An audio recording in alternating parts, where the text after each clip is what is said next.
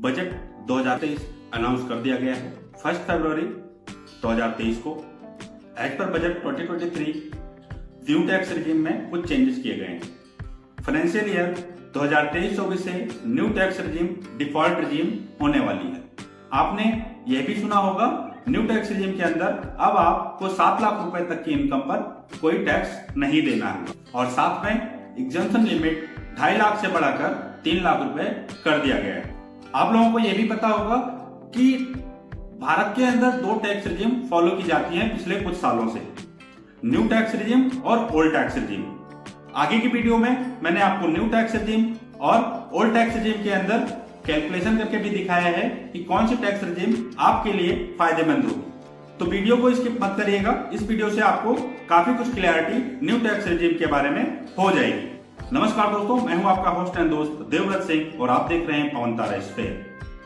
अभी तक आपने अगर चैनल सब्सक्राइब नहीं किया है तो चैनल को सब्सक्राइब कर दीजिए, वीडियो को लाइक कर दीजिए और अपने दोस्तों के साथ शेयर कर दीजिए।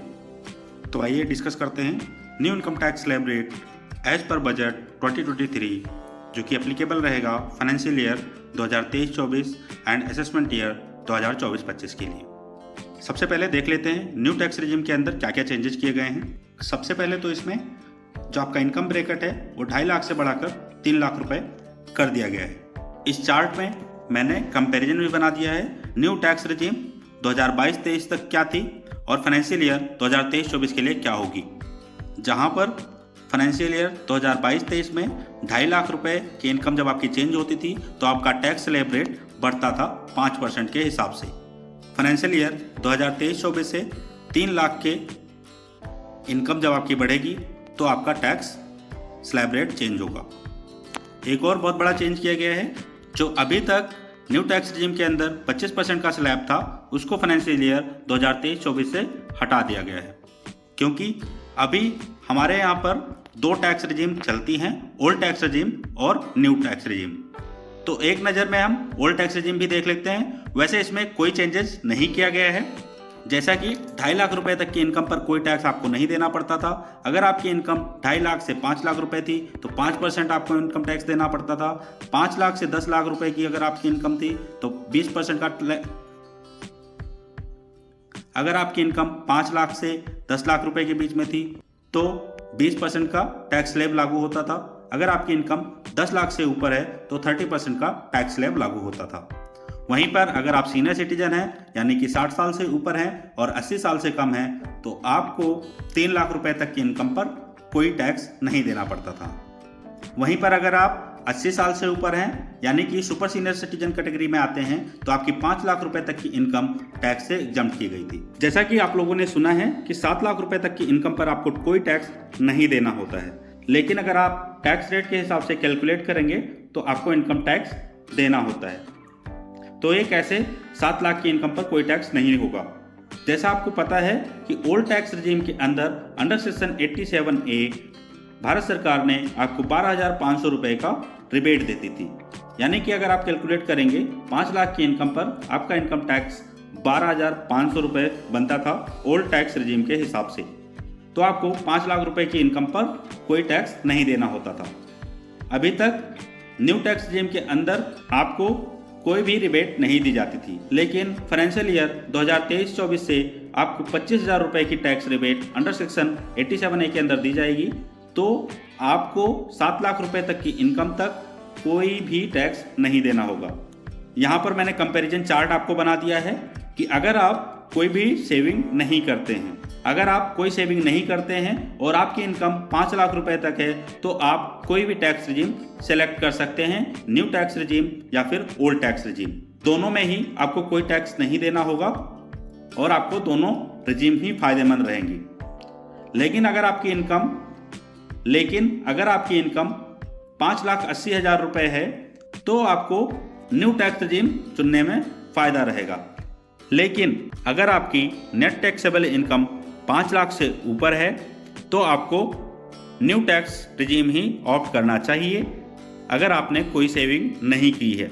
न्यू टैक्स रिजीम के अंदर ही आपको फायदा रहेगा। अब बात कर लेते हैं जो लोग सेविंग करते हैं यानी पैसा बचाते हैं। इस चार्ट में मैंने कंपैरिजन आपको दिखाया है कि अगर आप सेविंग करते हैं अंडर सेक्शन 80D, 80C या फिर आपने कोई हाउस लोन ले रखा है, एनपीएस में आपने इन्वेस्टमेंट कर रखा है, तो आपको क्या बेनिफिट होगा, कौन सी रिजीम आपके लिए बेहतर होगी।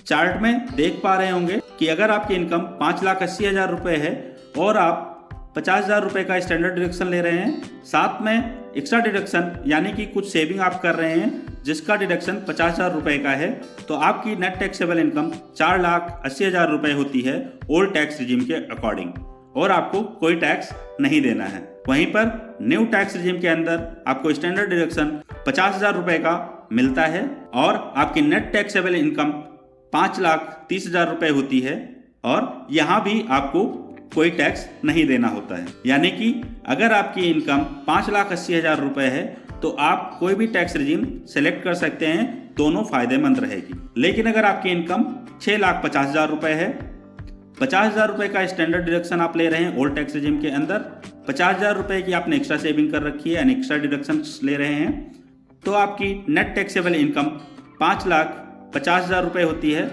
और as per old tax regime आपको 22,500 रुपये का टैक्स देना होता है। वहीं पर अगर आपने न्यू टैक्स रिजीम ऑप्ट कर रखी है तो आपको स्टैंडर्ड डिडक्शन 50,000 रुपये का होता है और आपकी total net taxable income 6 lakh रुपए की होती है। इस केस में आपको न्यू टैक्स रिजीम के अंदर कोई पैसा नहीं देना होता है, यानी कोई टैक्स नहीं भरना पड़ता है, तो आपके लिए न्यू टैक्स रिजीम बेहतर होगी। एक और सिनारियो देख लेते हैं।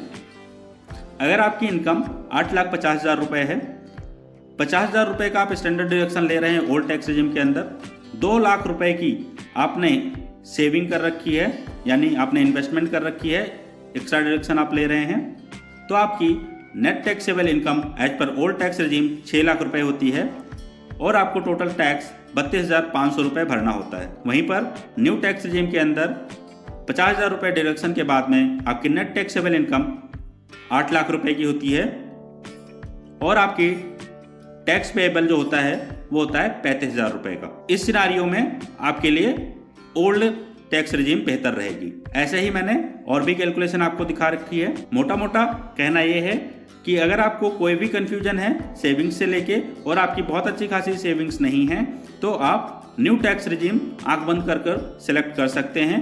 न्यू टैक्स रिजीम में आपको फायदा रहेगा।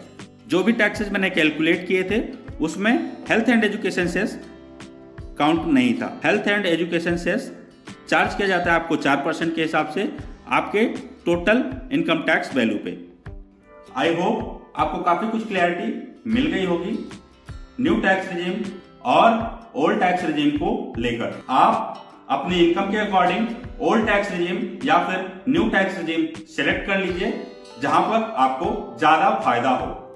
अभी तक अगर आपने चैनल को सब्सक्राइब नहीं किया है तो चैनल को सब्सक्राइब कर लीजिए, साथ में बेल आइकन प्रेस कर दीजिए ताकि आने वाली वीडियो की अपडेट सबसे पहले आपको मिल सके। जय हिंद दोस्तों।